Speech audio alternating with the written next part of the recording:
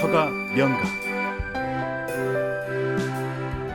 근데 이제 저의 아이디어도 그렇고요. 그다음에 제가 이제 그 힌트를 얻은 다른 몇몇 사람들도 그렇고요. 좀 문제가 있을 수 있다. 왜?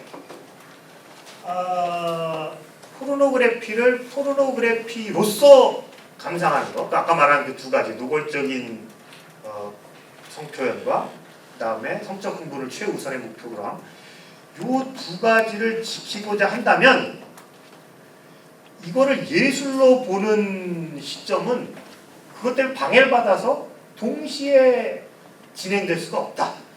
이런 생각을 할 수가 있어요.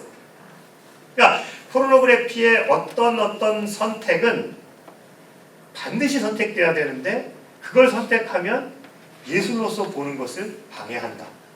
이런 식의 논변을 한번 만들어갈 수가 있는 거예요. 그게 이제 착안하는 점인데 그래서 이런 아이디어를 생각해 보는 거죠.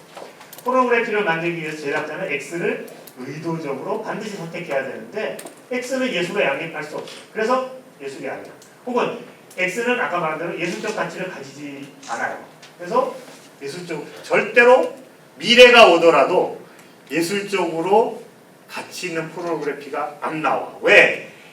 예술적으로 감상한다는 것과 포르노그래피가 된다는 것이 동시에 성립 못하게 하는 어떤 요소가 있기 때문에 그렇다는 거죠.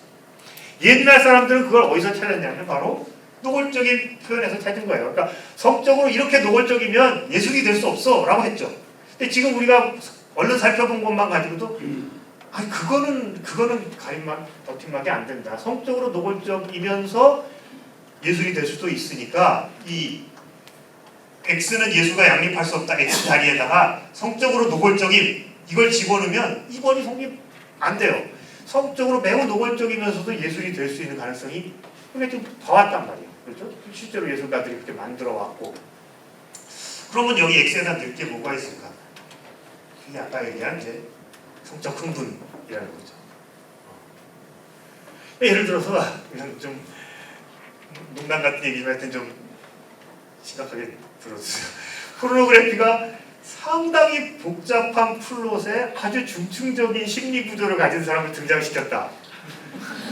성공하겠어요? 그러니까 성공이 아니라 그러니까 이제 뭐 좋은 게 포르노그래피라고 부르기 어려워지죠. 또 말한 대로 성적인 흥분을 최우선의 목적으로 한다면 그걸 피해야 돼요. 이 사람들이 달래 공식을 사용하고 달래 클리셰를 사용하고 달래 아주 간단한 그 플롯을 사용하는 것이 그것이 아까 말한 포르노그래피의 2번 목적을 달성하기 위한 좋은 길이기 때문에 그렇다면 미래의 포르노그래피라도 그것을 달성하고자 한다면 복잡하거나 중층적인 구조나 이런 거는 선택하지 않지 않겠느냐라는 게 이제 아이디어예요. 아니, 별거 아닌 얘기 같다 그렇지만 이제 논쟁이 저렇게 진행이 되는 겁니다. 그래서 이제 그걸 뭐 동시감상 불가능성이라고 부르는 거죠. 성적인 흥분의 대상으로 감상이라는 말이 좀 그렇긴 하지만 감상한다는 것과 예술 감상은 동시에 일어날 수 없다라는 건데요. 히란이나 뭐 마스나 아까 제가 얘기한 그런 사람들은 저 반론에 대해서 당연히 아니 그게 왜 불가능해? 라고 얘기합니다. 실제로 이 사람들이 예를 드는 것이 이런 것들이에요. 대중예술에서 얼마나 상업성을 추구해? 그런데 그 상업성을 추구하면서 동시에 우리가 좋은 음악이라고 얘기하는 것도 있고 조용필 같은 사람이 상업성을 추구를 안 해가지고 뭐 이런 식으로 얘기를 하는 거예요. 그러니까 작품이 어떤 다른 목표를 추구한다는 것과 그것이 예술이 된다는 것과 방해되지 않는다는 거죠. 근데 이제 레빈슨 같은 사람이 레빈슨은 이제 여기 아까 언급한 사람들 중에서 상당히 거물입니다. 뭐 단토나 이런 급 정도 되는 사람인데 바로 그 차이가 종교예술과 포르노그래피의 차이다라고 얘기하는 거예요. 그러니까 종교예술 안에서는 동시감상이 가능한데 즉 주님의 은총을 느끼면서 동시에 야 미켈란젤로가 대단한 솜씨를 가졌네 이게 가능한데 포르노그래피는 안 된다. 그럼 이 사람도 이유가 될 거 아니에요. 무슨 이유 때문에 그러냐? 이 사람도 아까 말한 대로 성적인 흥분이다.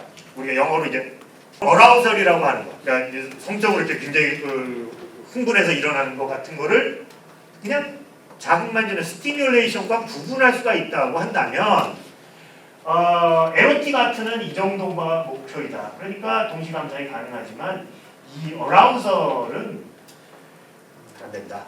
저거는 이 주목이 분산이 되면 우리한테 올 수 있는 감정이 아니다. 이렇게 얘기를 하는 거예요.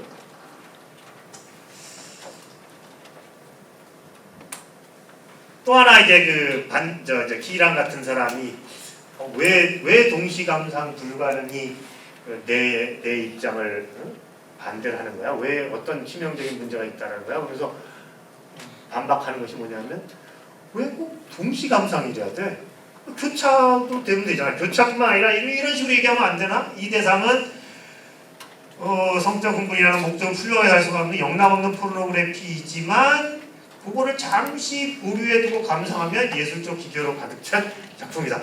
이런 얘기를 왜 뭐 저렇게 할 수 있으면 되잖아 라고 얘기를 하는 거예요. 그러니까 동시 감상이어야 될 필요는 없지 않니? 이렇게 얘기를 하는 거죠.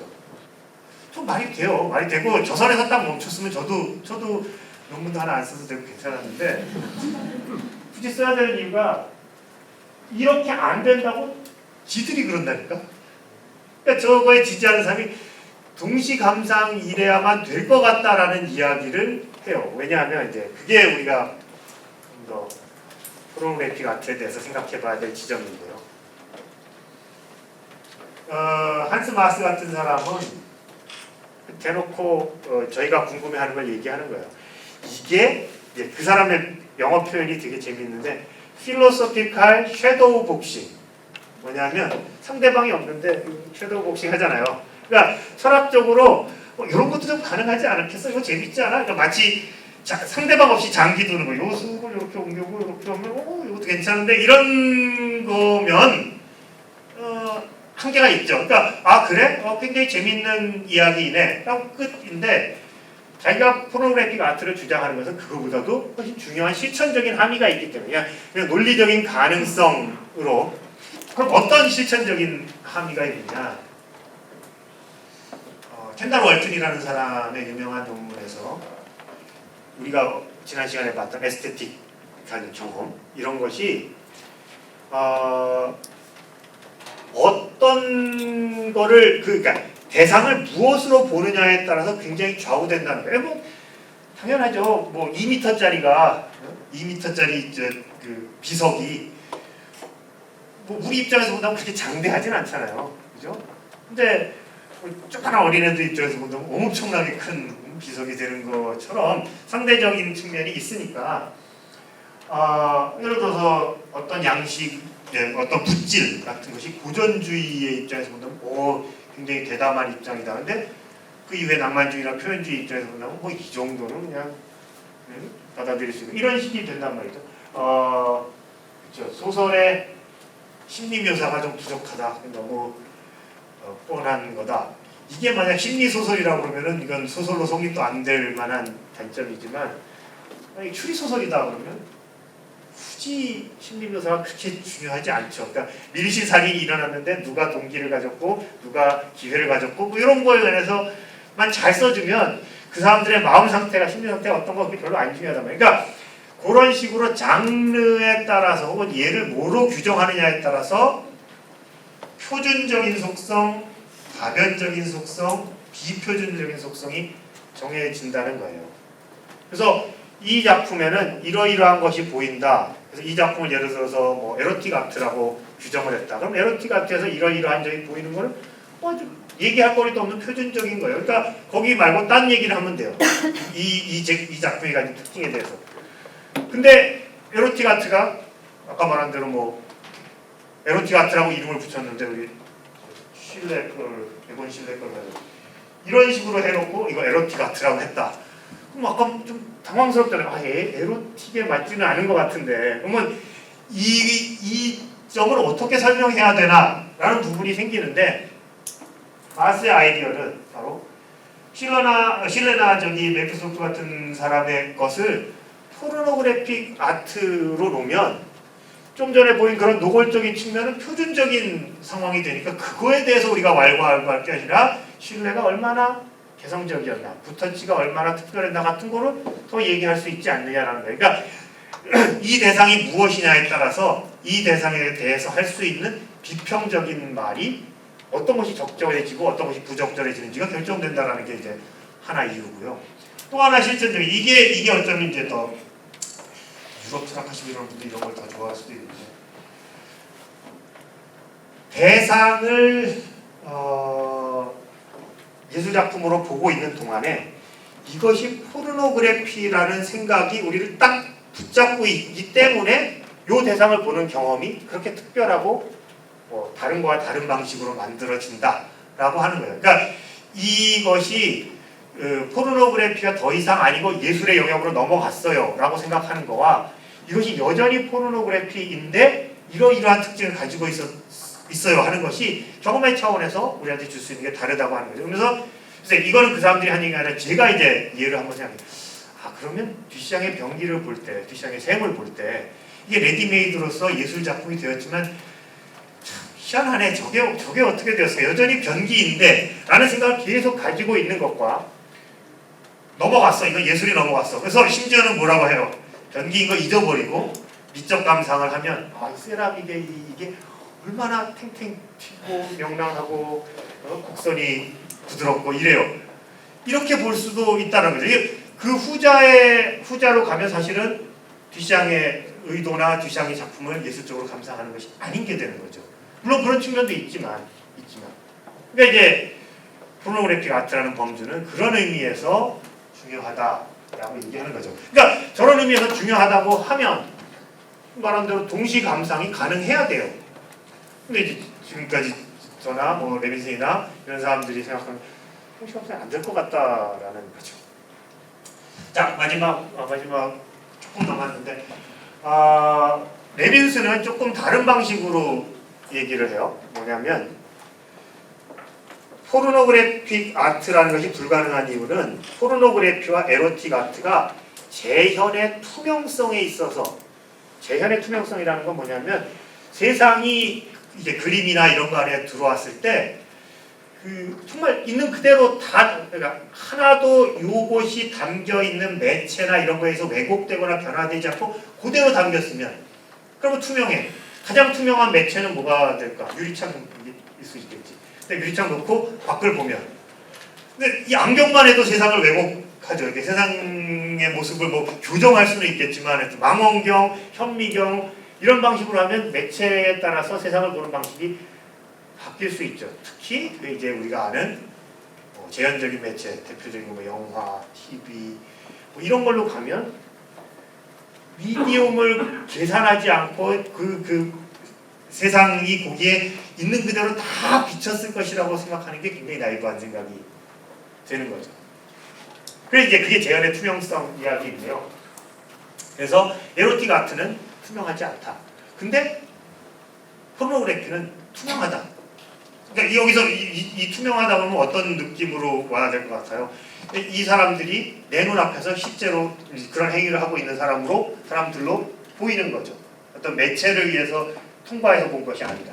그러니까 둘 사이에는 겹치는 국간이 없으니까 포르노그래피이면서 아트가 될 수는 없다. 아트가 되려면 매체에 대한 생각을 안 할 수가 없다라는 건데 사실은 제가 생각하기에는 투명도의 차이는 있지만 완전히 투명하다라는 건 있을 수가 없죠.